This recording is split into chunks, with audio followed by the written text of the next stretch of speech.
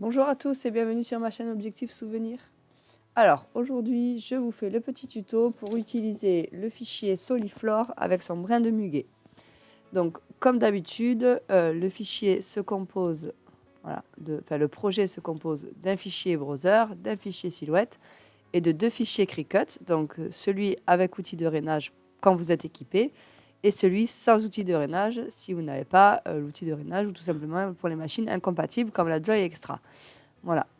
Comme d'habitude aussi, je mets un petit PDF dedans voilà, pour ceux qui ont l'outil de rainage pour vous montrer quels traits sont à modifier. Donc voilà, généralement ce sont les traits en pointillés rouges. Voilà, on peut le voir ici sur le PDF. Ça vous aide un peu plus, même si dans mes calques, de toute façon, tous mes traits sont groupés et je vous montre ça tout de suite. Alors, du coup, pour browser et silhouette, comme d'habitude, il suffit de double-cliquer sur le fichier pour l'ouvrir directement dans le logiciel. À la bonne mesure, il n'y a rien à faire. Et pour Cricut, il faut le télécharger et changer les dimensions. Alors, vous ouvrez un nouveau projet voilà, sur votre Design Space. Vous faites télécharger une image, parcourir. Donc là, vous allez chercher le fichier dans votre ordinateur ou dans votre téléphone. Donc par ailleurs, j'ai fait une petite vidéo pour vous expliquer comment télécharger et extraire un fichier depuis Dropbox, puisque moi je partage mes fichiers en Dropbox. Donc je vous mettrai aussi le lien de la vidéo dans la publication. Cette vidéo vous montre comment télécharger, puis ensuite extraire sur votre téléphone ou sur votre ordinateur les fichiers pour pouvoir les utiliser.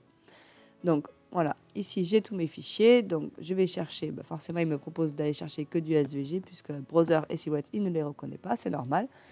Donc moi je prends le SVG avec outil de rainage et je fais ouvrir. Donc là il va me proposer la découpe, c'est normal, c'est un SVG, donc il ne propose pas l'impression. Et je fais télécharger.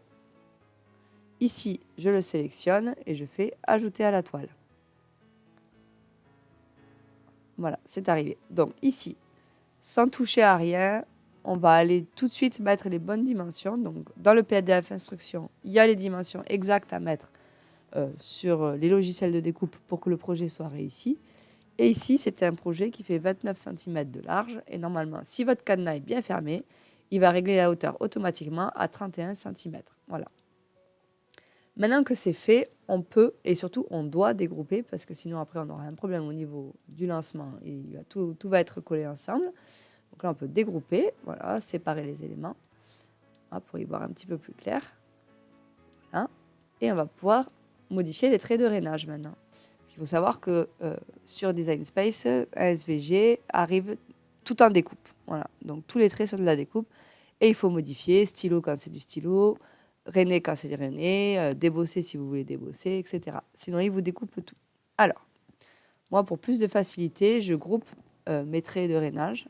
Comme ça, on les change tous d'un coup. Donc là, il suffit de cliquer sur la petite flèche ici, là, pour chaque élément. Donc là, on voit le petit couvercle, le petit vase. Et là, on voit la petite flèche, en fait. Il faut développer les calques. Et voilà. Et les traits de rainage, c'est toujours le premier, en suivant. Sous la forme principale groupée, c'est toujours le deuxième, ici. Donc là, il suffit de faire comme ça, et rainer, et ça change tous mes traits d'un coup. Voilà, ça évite de devoir les faire un par un. Évidemment, on n'oublie pas d'attacher, parce que si on n'attache pas au moment de lancer sur le tapis, le logiciel va séparer les traits de rainage de la forme de base. Donc là, il faut le faire pour tous ceux qui ont des traits de rainage. Donc ici, hop, rainer, et puis attacher. Ici, on développe les premiers. Rainer, attaché. Et le dernier, il est ici. Rainer et attaché. Voilà. Donc ici, on voit que cela, il n'y a rien à développer. Ça veut dire qu'il n'y a pas d'autres calques en dehors du calque principal. Voilà. Donc ça veut dire que généralement, il n'y a pas de choses à modifier. Voilà. Quand c'est fait, après, vous pouvez changer les couleurs pour pouvoir organiser vos tapis. Hein. Par exemple, si cette forme-là, vous voulez qu'elle soit blanche, il faut aller la chercher tout en bas et la mettre en blanc. Voilà. Pareil pour celle-ci. Hop. On va chercher la forme de base. On la met en blanc, par exemple. Voilà. Et je sais pas, moi, celle-ci, on va mettre aussi en blanc. Voilà. Elle est là. Ici, en blanc. Voilà. Moi, dans mon projet à moi, j'avais fait tout ça en blanc. Ça et ça, j'avais fait dans une découpe de motifs bleus. Voilà, ici. Bon, ça, je l'avais fait en vert, donc on peut choisir de le mettre en vert pour se le rappeler. Voilà.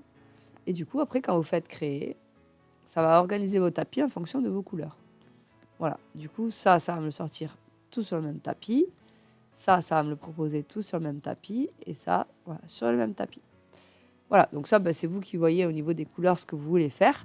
Mais sachez que si vous changez les couleurs, voilà, sur votre toile, ça permettra d'organiser vos tapis et de vous souvenir quelle couleur vous voulez utiliser pour chaque élément. Donc ça, c'est la partie ordinateur. Et on se retrouve ensuite pour la partie assemblage. À de suite.